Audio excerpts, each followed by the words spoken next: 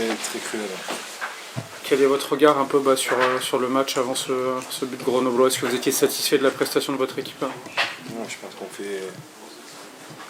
qu'on fait une bonne première mi-temps. On se crée des occasions. Le plan de jeu qu'on avait mis en place était respecté, on a été solide.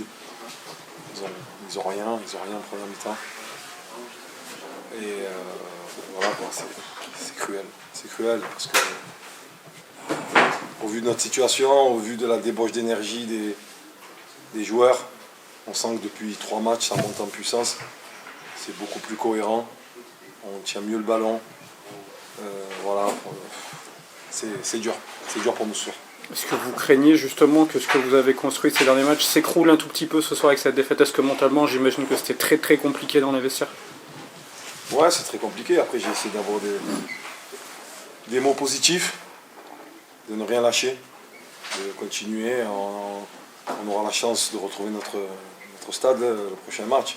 Ça, c'est quand même quelque chose de très important.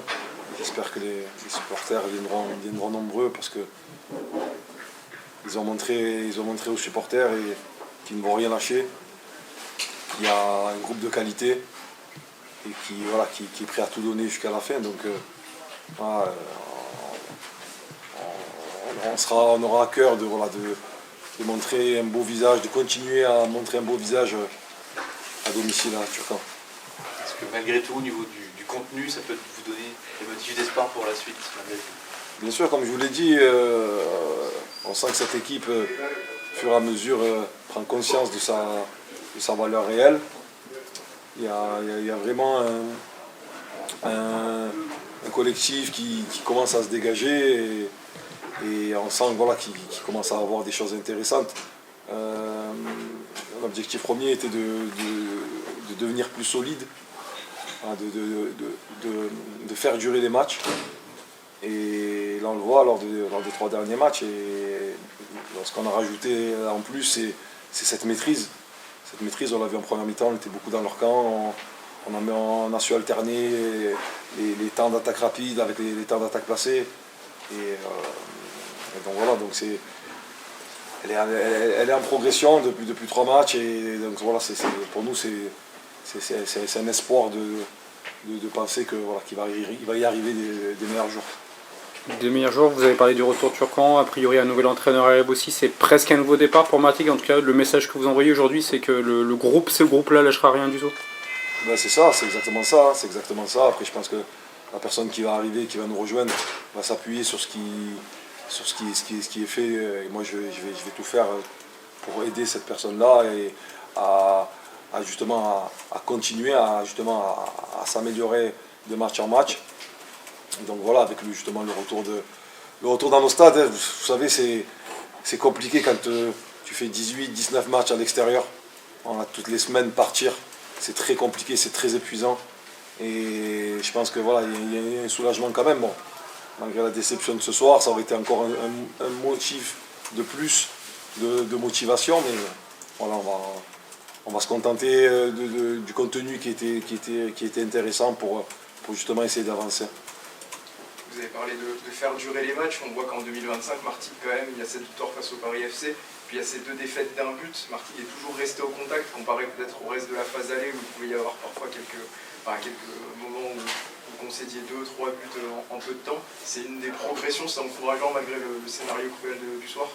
Bien sûr. Après, vous savez, quand tu es dans une position difficile, qu'il faut reconstruire, repartir avec de nouvelles idées. Voilà, il faut noter les points de progression. Les points de progression ont été déjà ramener un peu plus de solidité pour justement faire tenir les matchs. Et c'est aussi maintenant passer à une autre phase qui est de pouvoir embêter toutes les équipes qu'on va rencontrer. C'est-à-dire essayer de limite faire jeu égal. C'est ce qui s'est passé un peu aujourd'hui où on a vu dans la maîtrise, on est capable de jouer, on est capable de proposer des choses. Donc voilà, la progression elle est constante et je pense que voilà, c'est dans cet axe-là qu'il faut continuer à progresser. Et le scénario il est d'autant plus compliqué ce soir que dans le même temps Ajaccio a renversé la partie contre Caen alors qu'il y a eu match nul pendant un certain temps. vous le prenez en compte ça aussi ou vous restez concentré sur votre phase retour Ouais, on peut que le prendre en compte, c'est évident, parce que voilà, on regarde les équipes qui sont devant nous et voilà, quand l'écart commence un petit peu à s'agrandir, bien évidemment qu'on le prend en compte, mais voilà, nous, il faut qu'on prenne match après match. On sait que les matchs dans ce championnat sont assez homogènes, il y a des résultats qu'on n'attend pas. Voilà, il suffit d'avoir cette confiance pour faire peut-être deux victoires. Le problème que l'on doit essayer de régler, c'est de pouvoir enchaîner par deux résultats positifs. C'est ce que je leur avais dit. C'est ce qui nous manque cruellement. Tu ne peux pas ne pas enchaîner deux résultats positifs et espérer quelque chose. Voilà, une victoire te donne l'espoir, mais derrière, un résultat positif après une victoire, voilà, te donne encore plus d'espoir. Donc c'est dommage, sur les 3 matchs que j'ai eu à mener avec cette équipe.